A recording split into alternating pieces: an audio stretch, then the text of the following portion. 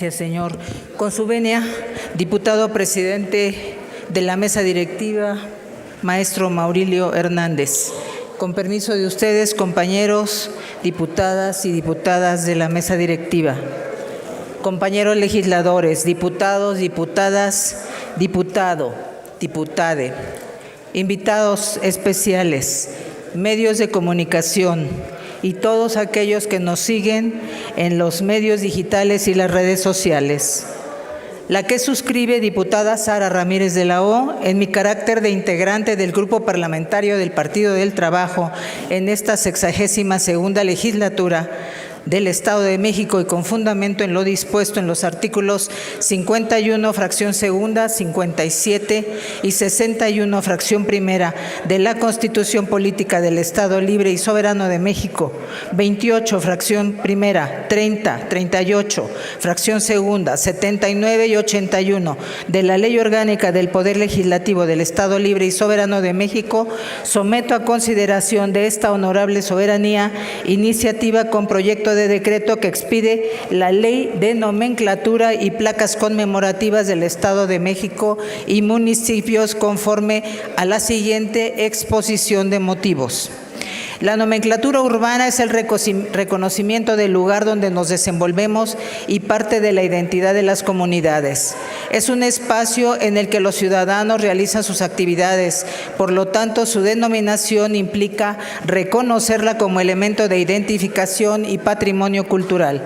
El artículo 27 de la Declaración Universal de los Derechos Humanos establece que toda persona tiene derecho a formar libremente parte de la vida cultural de la comunidad, a gozar de las artes y a participar en el progreso científico y en los beneficios que de ello resulten.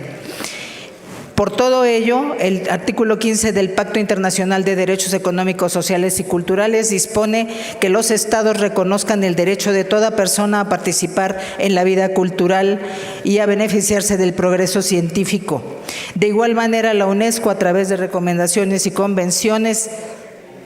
da los derechos de identidad cultural a la educación, a la información, a la participación, etcétera. Atendiendo a ello y con el fin de crear una identidad cultural, es indispensable considerar que la nomenclatura del espacio público donde los ciudadanos realizan sus actividades transitan constantemente deben ser considerados elementos de cohesión social, buscando con ello que toda acción encaminada a la designación de la nomenclatura deba coincidir con el contexto histórico, cultural o geográfico de cada espacio urbano, y dichos nombres serán considerados y contribuyen al derecho a la identidad cultural. Por ello, no deben asignarse o reconocer a servidores públicos en funciones, exservidores públicos que se vinculen a actos delictivos como la corrupción, el saqueo, la represión, etcétera, o antivalores.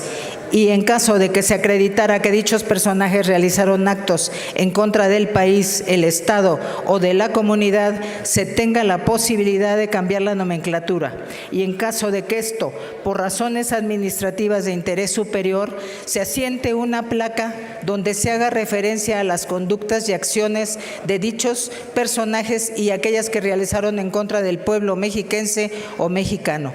Esto contribuiría al rescate de la memoria histórica y evitaría el desconocimiento de la historia reciente de nuestra patria. Como ejemplo se encuentra registro de calles, escuelas con el nombre de Gustavo Díaz Ordaz, expresidente de la República, denunciado por la represión al movimiento estudiantil en 68, priista, quien asumió íntegramente la responsabilidad personal, ética, social, jurídica, política e histórica de la matanza del 2 de octubre en la Plaza de las Tres Culturas, sin que haya tenido ninguna consecuencia, es decir, murió en absoluta impunidad. Durante su gestión como secretario de Gobernación se cometieron asesinatos como el de Rubén Jaramillo, líder campesino que fue ultimado junto a toda su familia, esposa embarazada, así como la represión de los ferrocarrileros, el encarcelamiento de Valentín Campa y Demetrio Vallejo, la represión de médicos y de maestros. Luis Echeverría Álvarez, orquestador, autor intelectual de los vuelos de la muerte, que consistía en tirar desde aviones en pleno vuelo a disidentes surgidos durante la Guerra Sucia, con innumerables denuncias de desaparición forzada. Ciudadanos activistas autor de crímenes de lesa humanidad y responsable del halconazo, evento en el que fueron brutalmente reprimidos jóvenes, ciudadanos, mujeres. Personaje oscuro, cruel, del priismo, que fue identificado también como miembro de la CIA y que prestó sus servicios a los Estados Unidos de América como espía e informante.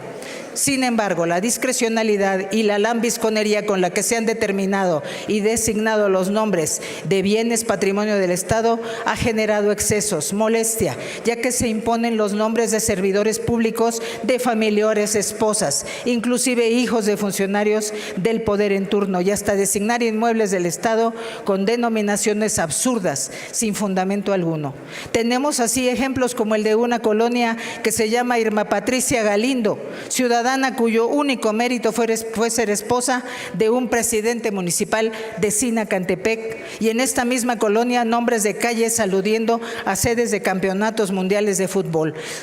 resultando así como Alemania 70, España, etcétera.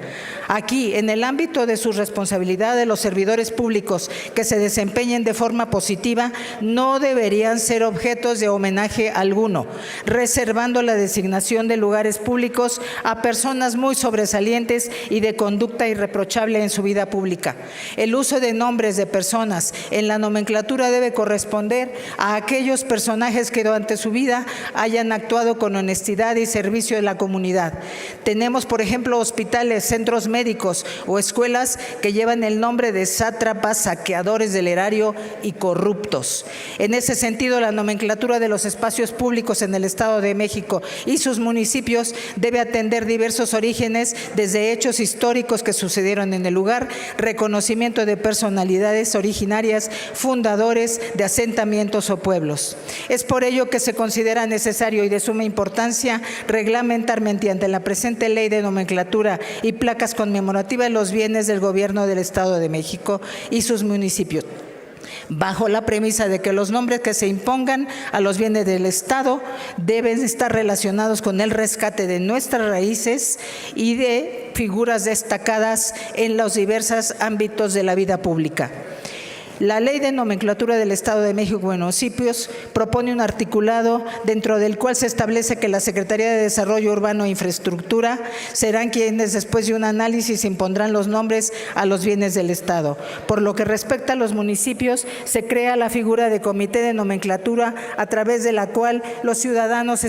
podrán manifestar sus necesidades, inquietudes, solicitudes y propuestas relativas a los nombres, asignación, sustitución de placas conmemorativas dentro del territorio o demarcación. De igual manera, se establecen los principios y lineamientos que deben reunir los posibles nominados. Asegurar que el sistema de nomenclaturas y de señalización esté plenamente actualizado nos permitirá tener un Estado de México más amable con los ciudadanos y con quienes los visitan.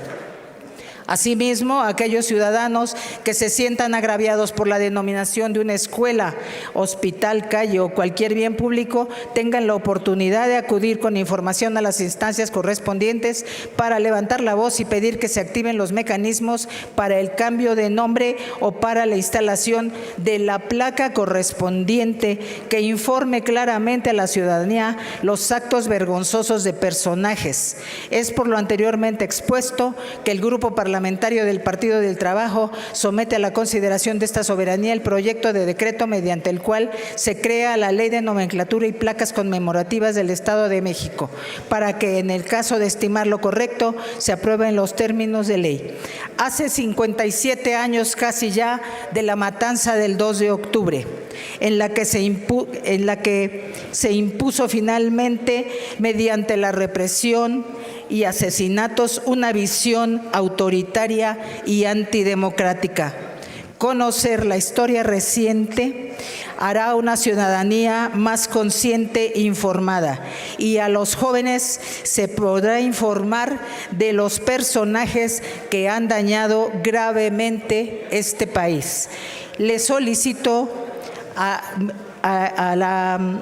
Finalmente, solicito a esta soberanía se inserte íntegramente en el Diario de los Debates y la Gaceta Parlamentaria para los efectos